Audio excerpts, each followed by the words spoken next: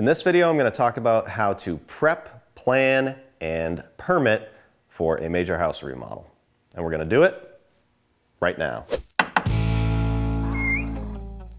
I have been in my new house for about 7 months now, and if you follow this channel, you might be thinking to yourself, Matt, where are the major remodels? All you've been doing is fixing your doors and doing little things here and there and working on other people's houses and building workbenches. Where are the major remodels? Well, finally I am starting, and I'll tell you why it took me so long to start, but I hope you're happy to know that it is starting. When we first moved into this house, I had the intention that the room above the garage was gonna be the first remodel. I was gonna make that my office.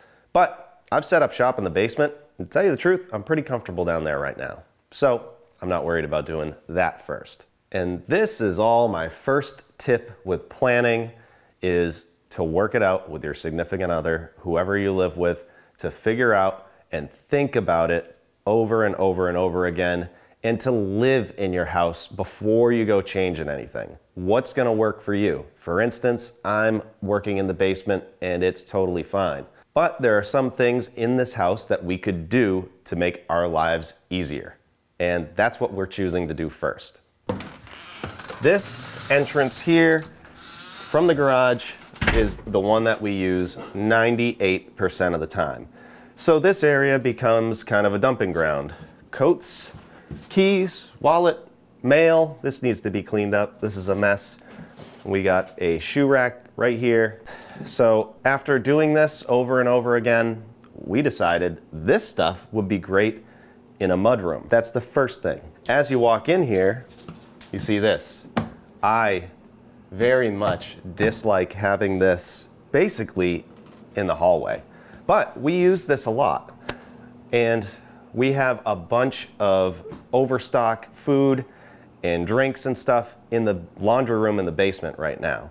So, second thing, pantry. So it would make sense to me to have these things that we want in a close location to where they already are. For instance, the pantry somewhere in this area, the mudroom somewhere back here. So this room right here is where we originally had our dining room table, and we called it our dining room. But we used it probably 2 times in 7 months, and we really forced ourselves to sit at the table and actually use it. So we took the dining room table and we moved it out here. When we first moved in, they had this set up as a dining room, as you can tell by the light, and we didn't think it was gonna be a great spot for it. We also did have a big play area over here, but now the kids are getting older. We're not using the play area as much. This just makes sense. We put the dining room table here, and as soon as we did, we've used it every single night. Where we used to eat at the peninsula here. So, this is figured out. This is where we want the dining room. The only thing that is gonna change is this carpet, because it gets nasty. So we have our dining room figured out. We're gonna keep the table there. It's been working for us for the past month. We've thought about the future, and just having a dedicated dining room is not gonna work for our lifestyle. We just don't need it. So this basically becomes an extra room. We can do whatever we want in here. We can make it a playroom. We can just have it to store stuff. We can put shelving up. We can just do whatever we want. But what we've chosen to do with it is we're gonna actually turn it into 3 different rooms. The pantry, a mudroom, and a study or a reading room for my wife, because she would like to get away from the kids every now and again, and even get away from me and have her own personal space. And I think a little reading room in here is gonna work. As you can see, I have some masking tape on the floor here. And let me tell you, we've gone through a lot of masking tape, probably an entire roll, just trying to figure out exactly the best way to do this. We've had great conversations about what we want. We've had fights about it. And this is all part of the planning process. If you have a significant other and you try and plan any big thing, you know what I'm talking about. So that's something worth mentioning. That's gonna happen. And I think we have finally decided this is the layout. Right here, we have our little walk-in pantry. So the door is gonna be right here. That's what this tape is for. This is a load-bearing wall. That's another thing you need to think about. Once you start opening walls up, you could run into some issues. But first, I know that this is a load-bearing wall. So I am going to have to put a proper header in here to distribute the weight and open this up and make this a little pantry. We're thinking some cabinets on the bottom, a little shelf, and then open shelving all the way up, open shelving right here. It's going to be a little tight, but we are going to be able to fit a lot of stuff in here. Next thing is right here. These walls are for the mudroom. And pretty simple, just do a bench seat right here. We'll do some shelving and some hangers for coats and backpacks and all that stuff for the 3 kids. And one thing that I was worried about with this whole thing is the windows are right here. There's not much light coming in. If the bathroom door is open, you have some light when you walk in. So what I decided was to put a nice glass pocket door right here that would slide into this wall. And that way, this light will shine into the mudroom, and when you walk in the house, you'll have some natural light. So I think that's gonna make a huge difference. What I could do to make this mudroom more inviting and more cohesive is to move this doorway over this way and maybe even make it a wider opening, maybe a 4-foot opening here. But I don't mind this, especially if I have the sliding door right here, the glass door that shines light right through here. This is kind of like a little hallway to go into the reading room. So I think I'm going to keep this right here. Besides, this will be a nice place to have some storage if we need it in the future. This box right here is going to be a closet. So I think I'm going to do a door right here and maybe even a pocket door that slides this way. So that way we can hang coats right here, slide them over, we'll have storage at the bottom. I wanted to get a closet in here, especially because we have some other stuff going on that will get rid of a closet, potentially in this bathroom, making it laundry room.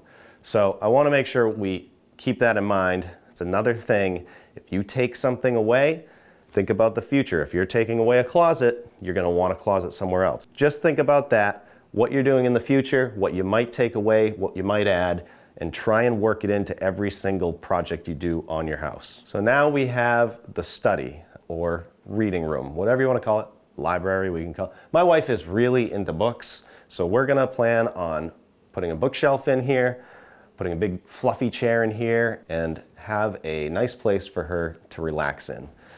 So in order to utilize this space better, we are going to close up this doorway right here, and that way that'll give a lot more wall space for what she wants. For instance, a desk with some shelving right here, and over here a nice big fluffy chair.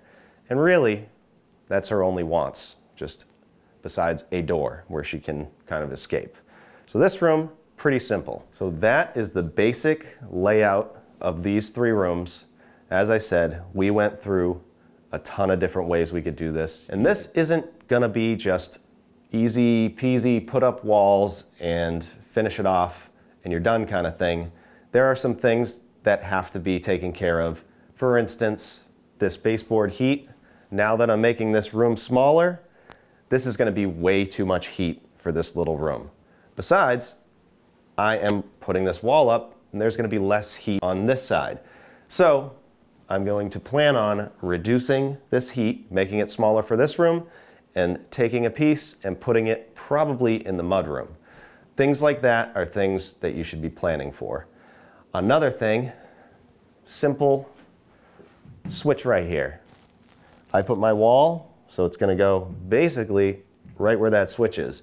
If you didn't want to do electrical like that, you could build your wall right here, and that is a compromise.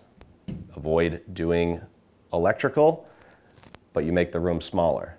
In my case, I'm going to have to do a bunch of different electrical because I need to add an outlet in that wall, probably in this one, that one, and I have to move switches. This is a 3-way light.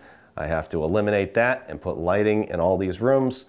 So keep that in mind as well. Obstructions and things that you're just gonna run into. Last, but certainly not least, is finishes. So we want a certain look in these rooms, and we want that same look throughout the house. Right now, everything is the same trim, this stained trim, same baseboard, and we're gonna change that. And we've decided that we're gonna change it throughout the entire house. Or if you wanna change it and you're okay with having one room that's different than the rest of the house, that's fine too. But one thing that I definitely want to avoid doing is what I did in my last house, and that was having different floors in a bunch of different rooms. So for this, obviously I want to get rid of this carpet. I don't like it. I don't want it in the pantry. I don't want it in the study. I am planning on having the same floor throughout the entire first floor. So when I do this remodel, I am going to be cutting the carpet where I'm putting the walls, and this carpet is going to be staying where it is until I'm ready to do the hardwood floor. Obviously, we want to get rid of this linoleum and do a nicer floor. I don't want carpet in my living room and my dining room, and I'm not so sure I even want that tile right there. But I don't want to just do the flooring, say we do hardwood floor throughout, and we butt it up to this peninsula, because we are thinking that we're going to take this peninsula and move it and turn it into an island. So at that point, you're going to have a big void where you butted the hardwood floor to it.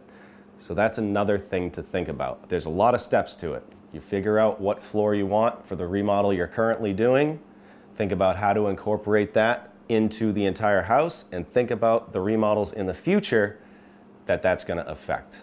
So I wouldn't want to put a brand new floor in here and have to take it up or patch it in or anything like that. So keep that in mind too. So we know what we want to do with this space. We have a plan. So now I'm actually going to draw a plan up, and I'm going to submit that to the building department. And as far as permits and everything like that goes, I'm going to just talk about Massachusetts. It's going to be different everywhere. So I have my permit application. I have blank pieces of paper, multiple, because I'm probably going to mess up, a little ruler, pencil, and this is something that I've never shown before, so I thought this would be cool to show you. So check it out. So first thing is that this is going to be specific to Massachusetts. And in fact, it may vary from town to town depending on how they do things. And it is up to the sole discretion of the building department of your town of how they want to do things. So keep that in mind. This is a Massachusetts building permit application to construct, repair, renovate, or demolish a 1 or 2 family dwelling, which is what I have, 1 family dwelling. So if you take a look at this, there's a lot of different pages. This could seem kind of intimidating, but there are actually a lot of things kind of repeated here. Your address, the scope of the work, whether you're hiring people, if you're the homeowner, or whatever the case. But it's pretty simple to fill out. So to try and decipher this a little bit for you, these are the things that I'm going to be filling out.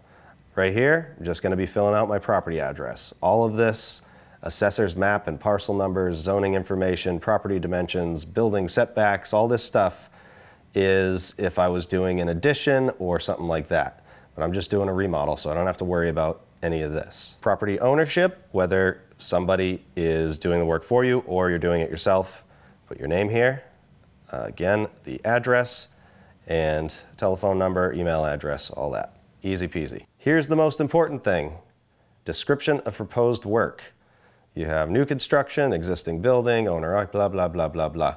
What I'm going to be doing is, the closest thing here is alterations. So I'm going to check that box, and then brief description of proposed work. I'm basically going to say, turning a dining room into a mudroom, pantry, and I'll probably just say office.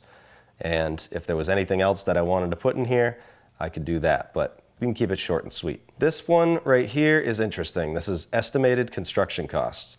And you kind of have an itemized list here: building, electrical, plumbing, mechanical, fire suppression. So you estimate the cost with labor and materials on each of these. And the interesting thing, why I say it's interesting, is that at least in my state or in my town, they want you to estimate the labor even though you're doing the work yourself. So you estimate the materials. If, let's say, the materials are $5,000 and you would have to pay somebody $5,000, you put $10,000 right here in the total cost. And of course, they base the fee off of that cost, whatever it might be in your town, whether it's for it's like $60 for the permit, and then it's another $10 for every 1,000 or however it works.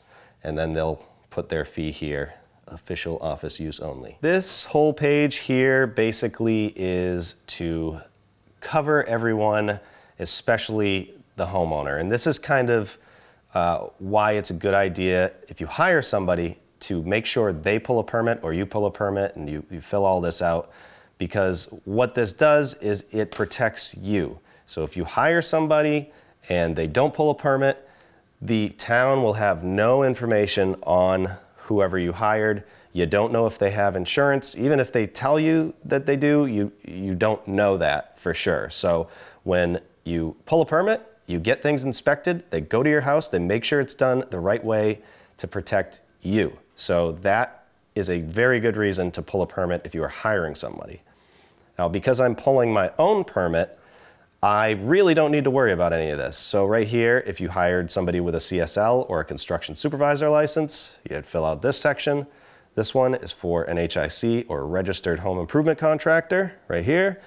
And this is a workman's comp insurance affidavit that I do have to fill out. And like I said, this is basically to cover for insurances, and in case anything goes wrong or anything is, heaven forbid, something happens with the house, it has a fire or something collapses, this is to protect you as a homeowner. And now this right here is the affidavit, the workers' compensation insurance affidavit. So basically what this is to cover workers' comp.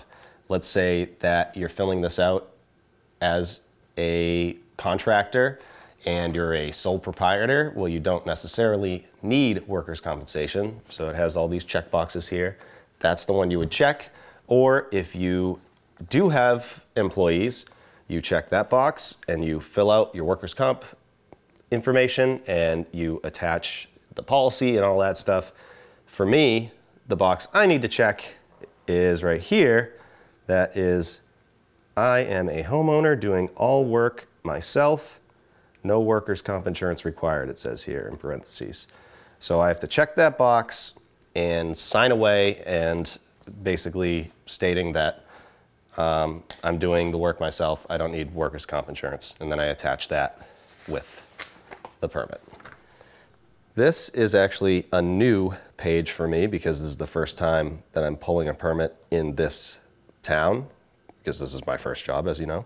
So this is a homeowner license exemption. And basically what this is it's stating that I am the homeowner. You're putting your name, signing it away, and saying basically, I understand that I need to comply with the state building code and other applicable laws, codes, rules, and regulations. And I agree when I sign it that I will build everything to code. And that's important when we're talking about whether pulling a permit or not. If there's things that don't require pulling a permit, obviously don't worry about it. But and you can do what you want, but I have had a lot of comments in my videos saying, why even pull a permit for this and that? And once you pull a permit, you need to do it the right way. Halfway through, you can't just decide, oh, I'm gonna do it this way, even though that's not code. You have to stay up to code for your town, your state. So that's totally up to you. If you want to pull permits, I know people do a lot of stuff without them, but that is risky. And there's other things that can happen, like if you want to sell your house and there was a huge remodel done or something like that, and it's not on the permit, sometimes you can't consider that part of the house and you have to call it something else, and it just gets messy. If you decide to not pull a permit and you do work anyways that requires it, and the building inspector drives by and they see all this lumber, they see a dumpster, you put a deck on the front of your house and you're not supposed to without a permit, then they are well within their right to give you a double permit fee, a triple permit fee. If they want to give you a cease work order until you take care of that, or they can, in the most extreme case, have you rip it down. Maybe even fine you in some towns. So keep all that in mind. That's why I'm doing this. Last, this is a new page for me too. Well, it's worded differently. Basically, I have to tell them where I'm getting rid of the trash. So if I'm demolishing an entire room, I can't just tuck it in the town-wide trash, put it out at the curb, and they'll take it. You know, you have to dispose of it properly. And now the fun part, we get to draw our room. And you could do this to scale if you wanted, but I like to estimate. For a project like this, it's not really a big deal. They just want to know what you're doing and to have a better idea. You'll also notice that I'm leaving room over here so that I can write notes if I have to. And I am leaving plenty of room over here because I want to give context to where this room is currently so they can kind of understand. And this is actually the garage. So we're gonna do right here. This is the door that comes into that hallway. So right here is an existing door, and right here is an existing door. And then I will just kind of draw this like this and like this. Stairs, front door, hall, kitchen, garage, hall. So now there's context to where this room is. And I'm just gonna do something like this to let them know that this really has not a lot to do with the work we're doing. So now we can add our walls. I know that there's a door, nice and even with this one, about right here. And then we're gonna draw this first wall across.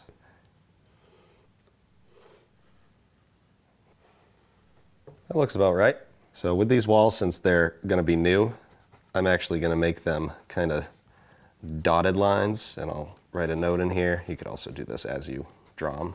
So then we write new closet, new mudroom. Is mudroom with 1D or 2? I think it's 1. New office. This we're gonna close off.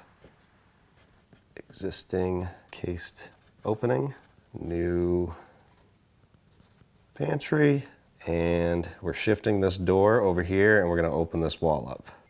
Existing cased opening, and that's not changing. New 28-inch cased opening.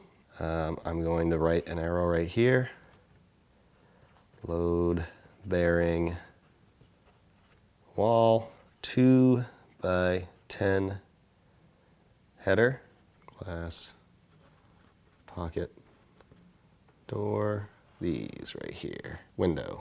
All right, so I got all my measurements for the walls here, the size of the new pantry, 4 by 6, and that kind of tells you the other sizes here with some simple math, the sizes of the door openings, and I just put some notes up here, a little more detail as far as doing a pantry office mudroom with a closet, and what I'll be using for a header here, 2 by 10 with 1/2-inch plywood, and then I'm gonna be hiring an electrician. I just put that as a note. I'm gonna make a photocopy of this, I'm gonna fill this out, and I'm gonna go submit it, and we cross my fingers, and then we can start the job. I'll let you know how it goes. A couple days later, and my permit is acquired. I'm not gonna show you the front of it because it has my personal information on it, but I have it. There were no questions. Everything looked good to the building inspector apparently, and it's approved. And it was a pretty easy process. Try not to be intimidated by going down to your town office and talking to people. You have a right as a homeowner to work on your house as long as you can by law. I've done a ton of remodeling on my old house and I'm gonna do a ton here, and I always wanna do it the right way, especially because I'm putting it out there to you. I have to do it the right way. And this is something that I've always done, but I've never really talked about it on camera. I got a lot of requests to talk about the process. So if you were one of those people that requested this, I hope you enjoyed it. And if not, I still hope you enjoyed it. So now we can start our first remodel of this house. I'm pretty excited. Hope you are too. Thanks for watching, and we'll see you on the next one.